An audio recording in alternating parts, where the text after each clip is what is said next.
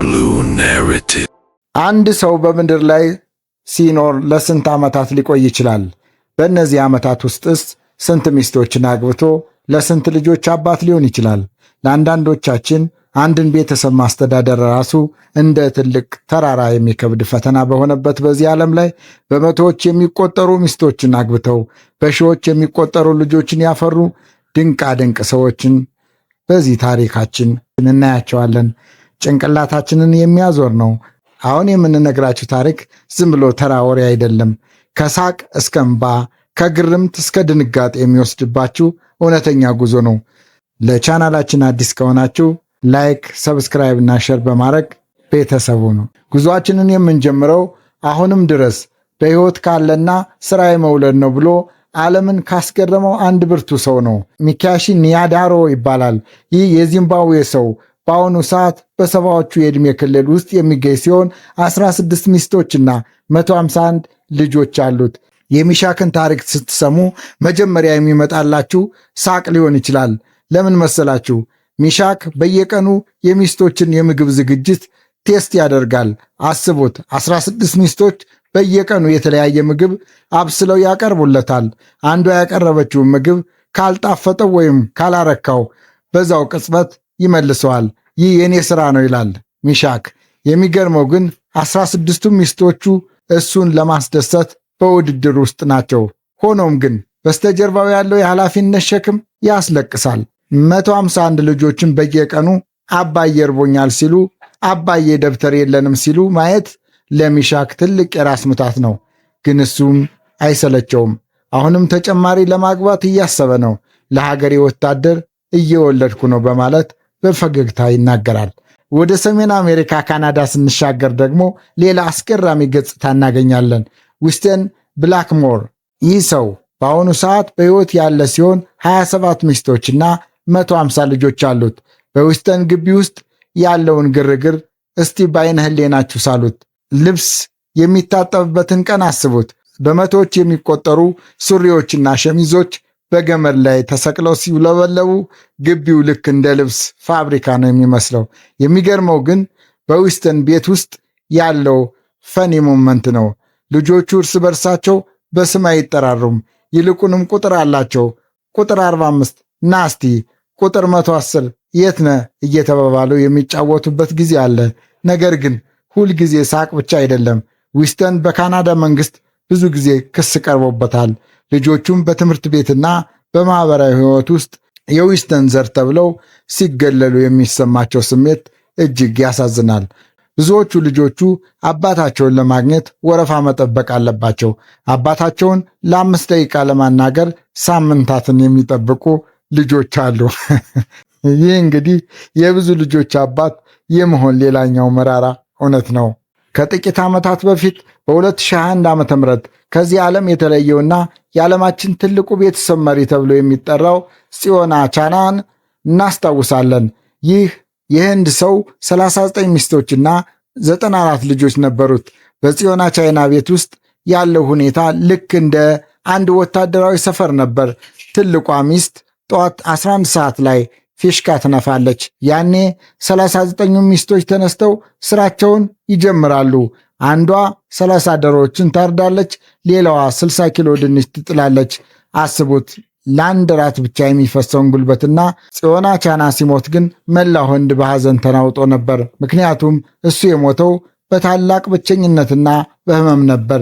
167 የቤተሰብ አባላት እያሉበት በስኳርና በደም ግፊት ሲሰቃይ ሁሉም ሚስቶችና ልጆች ሊረዱት ቢሞክሩም የሰው ልጅ መጨረሻ ግን ሁልጊዜም ብቸኝነት መሆኑን አሳይቷል። በዚያ ግዙፍ ሕንፃ ውስጥ የነበረው ሳቅና ጫጫታ እሱ ሲሞት ወደ አስፈሪ ዝምታ ተቀይሮ ነበር። ከዛ ደግሞ ወደ ናይጄሪያ እንሂድ። መሐመድ ቤሎ አቡበከር። ይህ ሰው በ2017 ዓ.ም በ93 ዓመቱ እስካረፈበት ጊዜ ድረስ 130 ሚስቶች አግብቶ ነበር። 130። መሐመድ ቤሎን ብዙዎቹ እብድ ይሉት ነበር። መንግሥት ሚስቶችን ቀንስ ብሎ ሲያስገድደው እሱ ግን አምላክ ነው አግባ የሚለኝ እያለ ይከራከር ነበር። የሚገርመው ግን መሐመድ ቤሎ ሲሞት 82ቱ ሚስቶቹ አሁንም አብረው ነበሩ። እሱ ሲቀበር 203 ልጆቹ በመቃብሩ ዙሪያ ቆመው ሲያለቅሱ ማየት ልብ የሚሰብር ትዕይንት ነበር። በሕይወት እያለ ግን በጣም ቀልደኛ ነበር። አንዷ ሚስቴ ብታኮርፈኝ ሌሎቹ 129ኙ ያባብሉኛል እያለ ይሳለቅ ነበር። ነገር ግን እሱ ከሞተ በኋላ የቤተሰቡ ሁኔታ በጣም አሳዛኝ ሆኗል።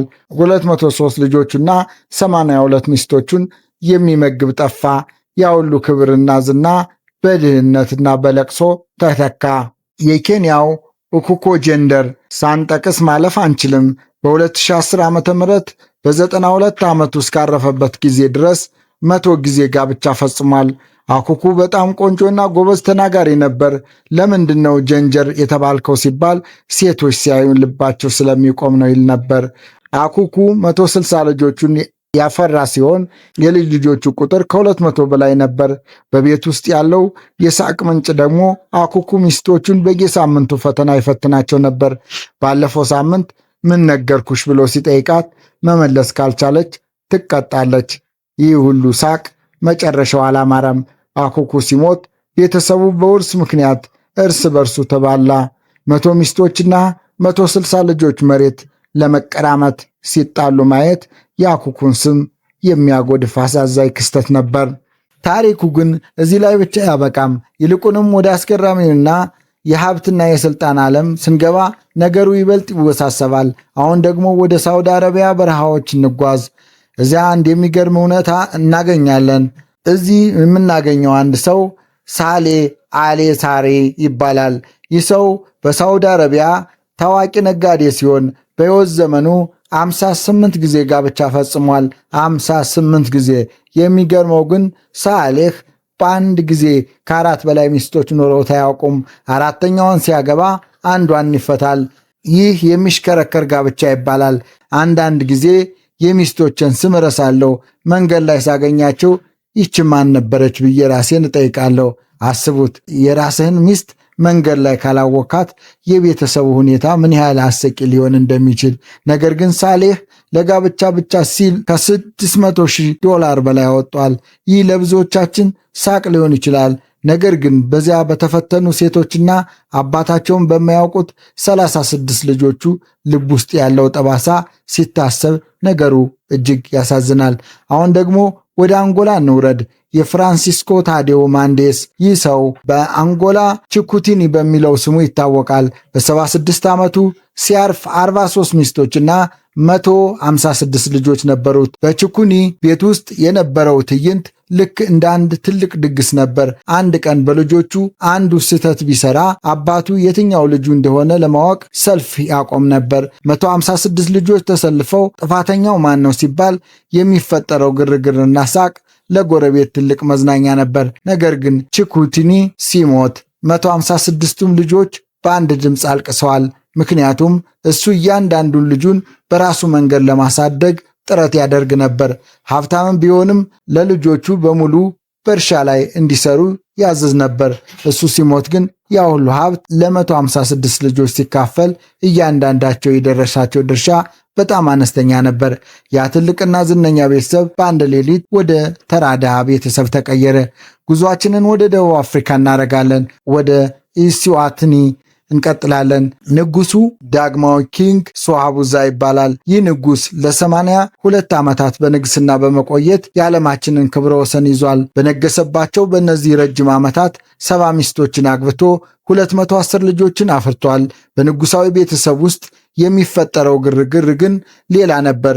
ንጉሱ በየዓመቱ በሚደረገው የሸምበቆ ዳንስ ላይ አዳዲስ ሚስቶችን ይመርጥ ነበር። የሚገርመውና ፈኒ የሚባለው ነገር የንጉሱ ልጆች ብዛት ከመብዛቱ የተነሳ አንዳንዴ ልጆቹ እርስ በርሳቸው መኳንንት መሆናቸውን ሳያውቁ መንገድ ላይ ተጋጭተው ይጣሉ ነበር። አንተ የማን ልጅ ነህ? የንጉሱ ነኝ። እኔም እኮ የንጉሱ ነኝ ሲባባሉ የሚፈጠረው ድንጋጤ ለቤተ መንግስቱ ሰዎች ትልቅ ሳቅ ይፈጥር ነበር። ነገር ግን ንጉሱ ሲያርፍ 1000 የሚጠጉ የልጅ ልጆቹን ጥሎ አልፏል። ዛሬ በኢስቱዋኒ ውስጥ ካሉ ባለስልጣናት ውስጥ ግማሾቹ የንጉሱ ዘሮች ናቸው ይባላል። አሁን ደግሞ ወደ መካከለኛው ምስራቅ እንመለስና የታላቁን የሳውዲ መስራች ንጉስ አብዱልአዚዝ አሊ ሳውድን እናገኛለን። የሱን ታሪክ ስንመለከት ንጉሱ 30 ሚስቶች ነበሯቸው። ከነዚህ 45 ወንድ ልጆችን አፍርተዋል። ንጉሱ ኪንግ አብዱልአዚዝ አሊ ሳውዲ እያንዳንዱን ሚስት ያገቡት ለፍቅር ብቻ ሳይሆን የተለያዩ ጎሳዎችን በአንድነት ለማጣመር ነበር። እያንዳንዱ ሚስት ስታረግዝ ንጉሱ ትልቅ ድግስ ይደግስ ነበር። ነገር ግን በቤተ መንግስት ውስጥ ያሉ የሴቶች ፉክክር ያስፈራ ነበር። እያንዳንዷ ሚስት ልጇ ንጉስ እንዲሆን ትመኝ ነበር።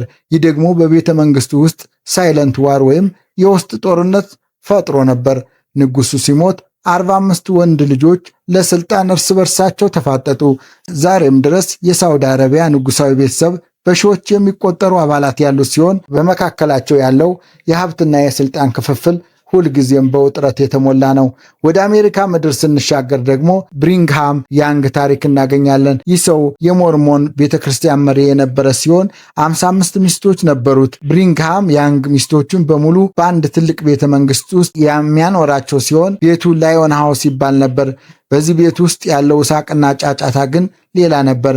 55ቶቹ ሚስቶቹ በአንድ ወጥ ቤት ውስጥ ምግብ ሲያበስሉ የሚፈጠረው ግጭትና ግርግር አስቡት። የኔ ጨው በዛ፣ የአንቺ በርበሬ ያነሰ እየተባባሉ የሚጣሉበት ጊዜ ብዙ ነበር። ብሪንግሃም ያንግ ግን ሁሉንም በስርዓት ያስተዳድር ነበር። እሱ ሲሞት 56 ልጆችን ጥሎ ያለፈ ሲሆን ዛሬ በአሜሪካ የዩታ ግዛት ውስጥ ካለው ህዝብ ውስጥ ትልቅ ቁጥር ያለው የሱ ዘር ነው። ነገር ግን ብዙዎቹ ልጆቹ አባታቸውን በደንብ የማወቅ ዕድል አልነበራቸውም። አባታቸውን የሚያውቁት በመጽሐፍና በፎቶ ብቻ ነበር። ይህ ደግሞ የአንድ ትልቅ ቤተሰብ መሪ ልጅ የመሆን አሳዛኝ ገጽታ ነው።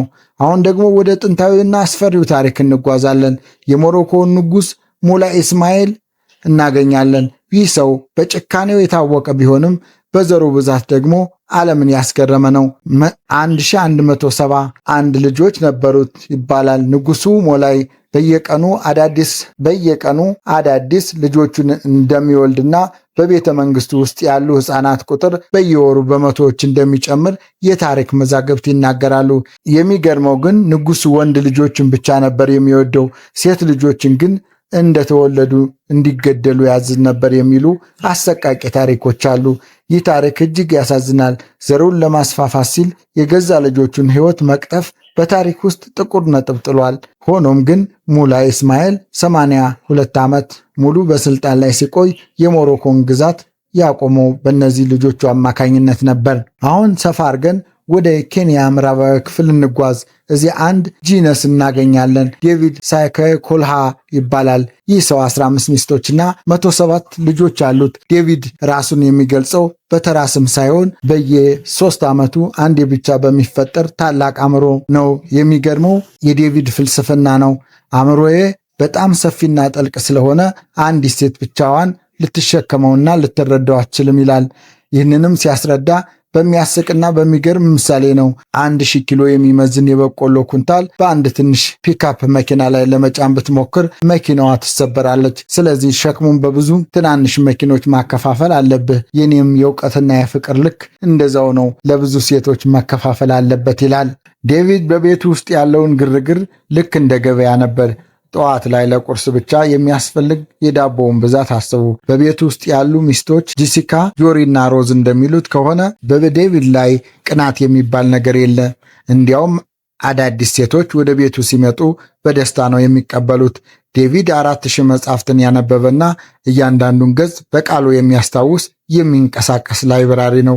ይህ ሰው ታሪክን የሚተርከው በመጽሐፍ ሳይሆን በቃሉ ነው። ነገር ግን በስተጀርባው ያለው አሳዛኝ ነገር ይህ ሁሉ ዕውቀትና 107 ልጆች እያሉት ዴቪድ ዛሬ ድረስ የሚኖረው በድህነት ውስጥ መሆኑ ነው። 107 ልጆች መመገብና ማስተማር ለጂነስ አእምሮ ቢሆንም ትልቁ ፈተና ሆኖበታል። ከኬንያ ወጣ ብለን ደግሞ ወደ ታንዛኒያ ኔጀምቤ ወደሚባለው ተራራማ አካባቢ ስንሻገር ሌላ ጭንቅላትን የሚያዞር ታሪክ ይጠብቀናል። እምዜ እርሴቶ ቺጋ ይህ ሰው 16 ሚስቶችና 104 ልጆች አሉት። የእምዜ ኤርኔስቶ ታሪክ የሚጀምረው ከአባቱ በደረሰው ትዕዛዝ ነው። አባቱ የእኛ ዘር በጣም ትንሽ ነው፣ አንተ ይህን ዘር ማስፋፋት አለብህ ብለው አዘዙት። ኤርኔስቶም ልክ እንደ ወታደር የታዘዘውን ፈጸመ። የመጀመሪያዎቹን 5 ሚስቶችን ጥሪት የከፈለው አባቱ ነበር። በኤርኔስቶ ቤት ውስጥ ያለው ትልቁ ፈኒና የሚገርም ነገር ከ16 ሚስቶቹ መካከል 7ቱ የዝሆን እህትማማቾች ናቸው። አዎ ከአንድ አባትና እናት የተወለዱ 7 እህቶች ለአንድ ባል ተድረዋል። የመጀመሪያዋ እህት ካገባችው በኋላ በኑሮዋ ደስተኛ ስለነበረች እህቶችም ከኔ ጋር ይኑሩ ብላ ሌሎችን ጠራቻቸው። አስቡት 7 እህትማማቾች በአንድ ግቢ ውስጥ ልጆቻቸውን በጋራ ሲያሳድጉ በመካከላችን ቅናት የለም፣ እኛ አንድ ቤተሰብ ነን ይላሉ። ነገር ግን የኤርኔስቶ ታሪክ ልብ የሚሰብር አሳዛኝ ገጽታም አለው። 104 ልጆች ቢወለዱም 40 ልጆቹን ግን በሞት አጥቷል። በአደጋና በበሽታ 40 ልጆችን መቅበር ምን ያህል ከባድ እንደሆነ አስቡት። ልጆችን ሳጣ አለቅሳለሁ፣ ግን ደግሞ ሌሎች ልጆች ስላሉኝ ሕይወት ይቀጥላል ይላል ኤርኔስቶ። 104 ልጆች ቢኖሩትም በቃሉ የሚያስታውሰው ግን የ50ዎቹን ስም ዝርዝር ብቻ ነው። ሌሎቹን ሲያያቸው የኔ ልጅ መሆንህን አውቃለሁ፣ ግን ስምህ ማን ነበር ብሎ መጠየቅ የማይቀር ነው። በኤርኔስቶ ግቢ ውስጥ ኤሌክትሪክ የለም። ምሽት ላይ የሚጠቀሙት ኩራዝ ወይም ሻማ ነው። ነገር ግን 104 ልጆችና 144 የልጅ ልጆች ባሉበት ግቢ ውስጥ ጨለማው በሳቅና በጫጫታ ይሞላል። ትልቁ ልጅ ዳዊድም የአባቱን መንገድ በመከተል አሁን 5 ሚስቶችን አግብቷል። ይህ የዘር ሐረግ ልክ እንደ ጫካ እየተስፋፋ ነው። የኬንያው አኮኮ ጅንጀር ስንመለስ ደግሞ ሌላ አስቂኝ ትዝታ እናገኛለን። አኮኩ በ92 ዓመቱ ሲሞት በቤቱ ውስጥ የነበረው ትልቅ ፈተና የመቀመጫ እጥረት ነበር። አንድ ትልቅ የቤተሰብ ስብሰባ ሲደረግ ወንበር ስለማይበቃቸው ብዙዎቹ ልጆችና ሚስቶች መሬት ላይ ነበር የሚቀመጡት። አኮኩ ልጆቹን በጣም ስለሚወድ በቤቱ ግቢ ውስጥ አኮኩ ጅንጀር ፕራይመሪ ስኩል የሚባል ትምህርት ቤት ገንብቶ ነበር። ልጆቹ ሌላ ቦታ ሄደው ከሌላ ሰው ጋር እንዳይጣሉና የራሳቸው የሆነ ማህበረሰብ እንዲኖራቸው ይፈልግ ነበር። ነገር ግን አኮኩ ሲታመም ያ ሁሉ 160 ልጅና 100 ሚስት እያለ ወደ ሆስፒታል የወሰደውና አብሮት ያደረው ግን አንድ ልጁ ብቻ ነበር። ይህ ትልቅ ቤተሰብ የመመስረት አንዱ አሳዛኝ ጎን ነው። በሰው ተከበህ ያለ መጨረሻ ግን ብቸኝነት ሊሆን ይችላል። እነዚህ 15 ሰዎች የእነሱን ግዙፍ ቤተሰቦች ስንመለከት ሕይወት ምን ያህል ሰፊና የተወሳሰበች መሆኗን እንረዳለን። በአንድ በኩል በመቶዎች የሚቆጠር ልጆች መኖር እንደ ትልቅ ሀብትና ኩራት ይታያል። በሌላ በኩል ደግሞ 40 ልጆችን መቅበር፣ የሚስትን ስም መርሳትና በመስተመጨረሻም በውርስ ምክንያት ቤተሰቡ ሲበታተን ማየት እጅግ ያሳዝናል። የእነዚህ ሰዎች ታሪክ ለሁላችንም ትልቅ ትምህርት ይሰጠናል። ሕይወት የቁጥር ፉክክር አይደለችም፣ ይልቁንም ትርጉም ያለው አሻራ ጥሎ የማለፍ ጥበብ ናት። ሙላይ እስማኤል በሺዎች የሚቆጠር ልጆች ቢተካም፣ ኤርኔስቶ 7 እህትማማቾችን ቢያገባም፣ ኦኮኮ ጄንደር ቆንጆ ነኝ ብሎ ቢፎክርም ሁላቸውም በመጨረሻ የሚታወሱት ለልጆቻቸው በሰጡት ፍቅርና በፈጠሩት ስርዓት ነው። ይህ የዘር አውሎ ንፋሶች ዘጋቢ ፊልም እዚህ ላይ ያበቃል። በእነዚህ 15 ሰዎች ታሪክ ውስጥ እናንተን ይበልጥ ያስገረማችሁ ማን ነው? 7 እህትማማቾችን ያገባው ኤርኔስቶ ወይስ ራሱን እንደ ጂነስ የሚቆጥረው ዴቪድ? ሐሳባችሁን በኮሜንት ላይ ጻፉልን። ለቻናላችን አዲስ ከሆናችሁ ሰብስክራይብ በማድረግ የቤተሰባችን አባል ሁኑ። በቀጣይ በሌላ አስገራሚ ታሪክ እስክንገናኝ ድረስ ሰላም ቆዩልን።